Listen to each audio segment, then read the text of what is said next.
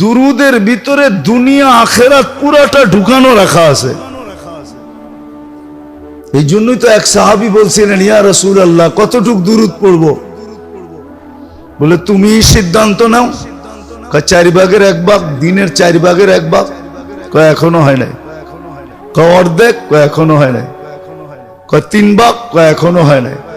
তাহলে 24 ঘন্টায় আমি দুরুদে কাটায় দিব। বলছে তাইলে হয়েছে, এখন হয়েছে।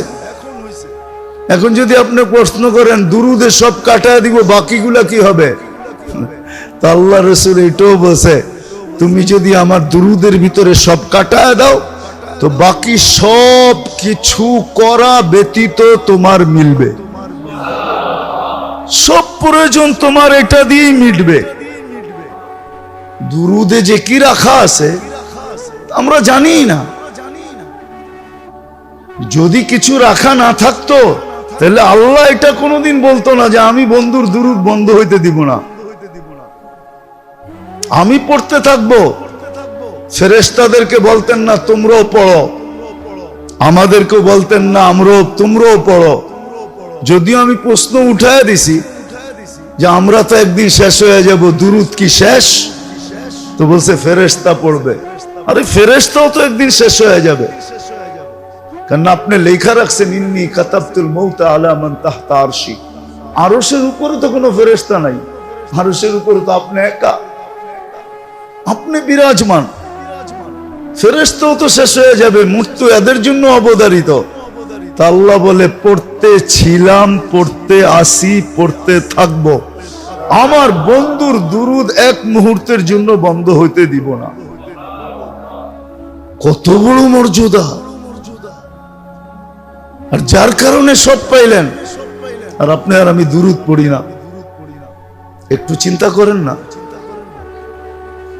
তাইলে ওই কথা সত্য হবে না কেন যেটা আমি প্রথমে বলছিলাম, যে মুহাম্মদুর রাসূলুল্লাহ সাল্লাল্লাহু আলাইহি ওয়াসাল্লামের নাম শুনলো আর দুরুদ পড়লো না, সে ভাবতে পারে যে আমার নামটা হতভাগাদের লিস্টিতে লেখা, ধ্বংসপ্রাপ্তদের লিস্টিতে লেখা, আর সিল মারা ধ্বংসপ্রাপ্ত। এই জন্য উচিত মেরে দোস্ত, উচিত উচিত শুধু একদল দিয়ে তো হবে না। এটা উম্মত যতক্ষণ পর্যন্ত 50% উম্মত এই অভ্যাসে না আসবে।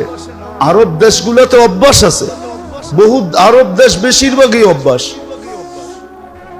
ওরা দেখবেন কথায় কথায় একজন আরেকজনকে বলবে সল্লু আলান নবী, আল্লাহ রসুলের উপরে দুরুদ পড়ো।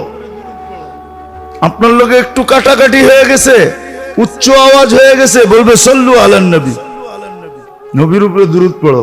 ওদের অভ্যাস আছে, কিন্তু ওদেরকে দিয়ে তো হবে না। পুরা উম্মত যতক্ষণ পর্যন্ত অভ্যস্ত না হবে। আজকে আল্লাহ যে আমাদের উপরে নারাজ, আমি তো মনে করি শুধু এই কারণে নারাজ যে নবীর মূল্যায়ন নাই, মুহাম্মদুর রাসূলুল্লাহ সাল্লাল্লাহু আলাইহি ওয়াসাল্লামের মূল্যায়ন আমাদের কাছে নাই, ওনার আদর্শের মূল্যায়ন নাই, ওনার জাতেরও মূল্যায়ন নাই আমাদের কাছে, ওনার আদর্শেরও মূল্যায়ন নাই। সত্য এটাই। ঘরের মানুষ যখন দেখতে না পারে তো বাইরের মানুষও দেখতে পারে না। আজকে আপনি বলবেন আল্লাহর রসুল সম্বন্ধে মানুষ যখন লেখে, বিজাতিরা, ওরা লেখার সুযোগ পেয়েছে কেন? ওরা দেখে যদি এতই বড় কিছু হইতো তাহলে তো মুসলমানই মানতো। ওরা তো ওদের নবীকে মানে না, বিয়েতে মানে না, শাদিতে মানে না। ওনার আদর্শ তো ওদের কাছেই ঘৃণিত। নাইলে যুবক নেটে দেখে চুল কাটে কেন? মা বোনরা পর্দা ছেঁড়া ঘুরে কেন? ও পর্দা ছাড়লো কেন? পর্দা ছেঁড়া কি ওর দাম বাড়ছে? না দাম বাড়ছে? দাম বাড়ছে? শব্দটা তো বলা যাইব না। দাম বাড়লো বাড়ছে, দাম বাড়লো বাড়ছে। কাদের কাছে? কার কাছে? শব্দটা আপনারাই বলেন, আমার বলার সুযোগ নাই। এটা দুনিয়া বোঝে, ওর মতোই আরেকটার কাছে দাম বাড়ছে, ওর মতোই কি, ওর মতোই আরেকটা ছাড়ার রশিবিহীন মানুষের কাছে দাম বাড়ছে। কি রশিবিহীন? আসলে যারা মানুষ ওদের কাছে দাম বাড়ে নাই। ওদের কাছে দাম যদি বাড়তো তাহলে তো ও সবকিছু বিলীন করে দিয়া সাজায়া ঘরে রাখতো, যে তুই ঘরের জিনিস ঘরে সাইজা থাক, তাহলে তো গায়রত থাকতো, আত্মমর্যাদা থাকতো। আত্মমর্যাদা তো নাই। তো যেটা বুঝাইতেছিলাম যে আল্লাহর রাসূল তো আমাদের কাছেই আজকে অবহেলিত। আপনি সুখে থাকবেন কি করে? বাইচা গেছেন শুধু ডিটে সিগনেচার হয়ে গেছে, আল্লাহর রাসূলের সাথে অঙ্গীকার হয়ে গেছে আল্লাহ যে আপনার উম্মতকে আমি সমূলে ধ্বংস করব না। শুধু এই কারণে বেঁচে গেছি, এই কারণে, নাইলে বাঁচার ছিলাম না, বহুত আগে ধ্বংস করে দেওয়া উচিত ছিল। আমি তো শুধু দুরুদ দিয়ে দেখাইতেছি, বাকিগুলা দেখাইলাম না। যার কারণে সব পাইছেন, তওবা করেন, জলদি তওবা করি, নাইলে কিন্তু পিটা। এটাতে কোনো সন্দেহ নেই, কেননা এটাও বলা আছে, যদিও আমাদের সমাজে এটা প্রচার প্রসার নাই। এটা আল্লাহ রাসূল বলে দিছেন, আল্লাহ বলে দিছেন, ইল্লাম ইয়াতুবু ফানা তাবিবুহুম। নাইলে মনে করেন মুসলমান থেকে, উম্মতে মুহাম্মদী থেকে কোরআন হাদিস ঘাটলে আল্লাহর কাছে প্রিয় আর কাউকে দেখা যায়? হ্যাঁ, কেউ আছে?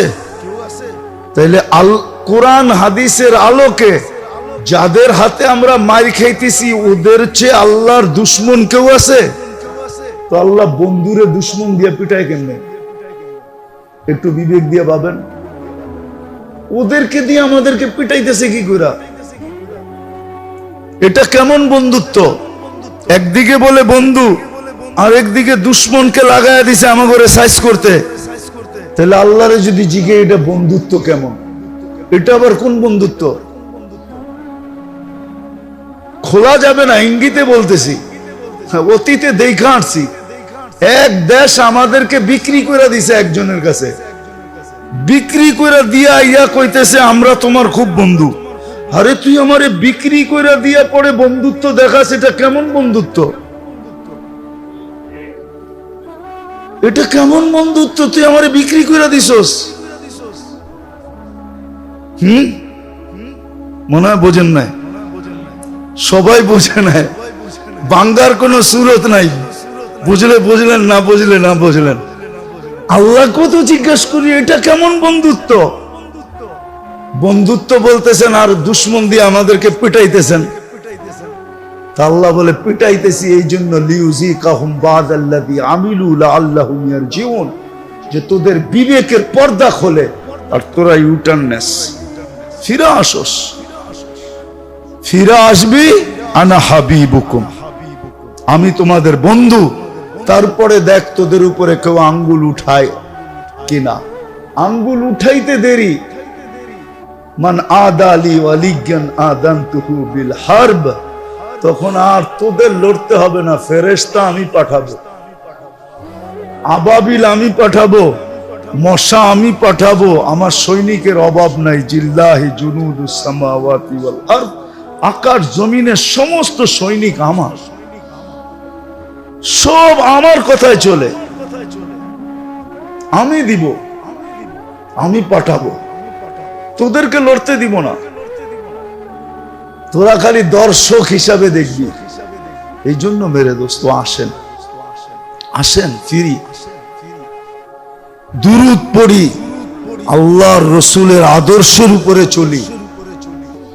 পুরা তো চলতে হবে না, বলেও তো দিছেন সময় হিসাবে, কাল হিসাবে, যুগ হিসাবে কনসিডার করছেন। এই যুগে তো 10% মানলে হবে। এই যুগে তো একটা মৌলিক সুন্নতকে মানলে হবে, একটা মৌলিক সুন্নত। আল্লাহ রসুলের সবচেয়ে বড় সুন্নত ছিল 5 ওয়াক্ত নামাজ। 5 ওয়াক্ত নামাজ। আজকেও যদি উম্মত 5 ওয়াক্ত নামাজের উপরে ওঠে, রব্বে কাবার কসম, কালকে সকালের সূর্য দুনিয়াতে বিলকুল চেঞ্জ হয়ে উঠবে। এক রাত্রে দুনিয়া আল্লাহ চেঞ্জ করে দিবে। মুসলমান পড়া দেখুক না, বাংলাদেশি পড়া দেখুক, এক মহল্লাই পড়া দেখুক যে আমাদের এই মহল্লায় কোনো বেনামাজি থাকবে না। পড়া দেখুক। বাড়ি তো এই মহল্লায় মাত্র 25টা, হোল্ডিং তো এই মহল্লায় মাত্র 25টা হোল্ডিং। 25টাই তো, ভুল বলতেছি না তো? 25টা হোল্ডিং। 25টা হোল্ডিং এর মানুষ বলুন যে আমাদের এখানে কোনো বেনামাজি থাকবে না। পুরা দেখুক কি দাঁড়ায়, কি মিলে, কি রূপরেখা হয়। করবে তো না, করবে না।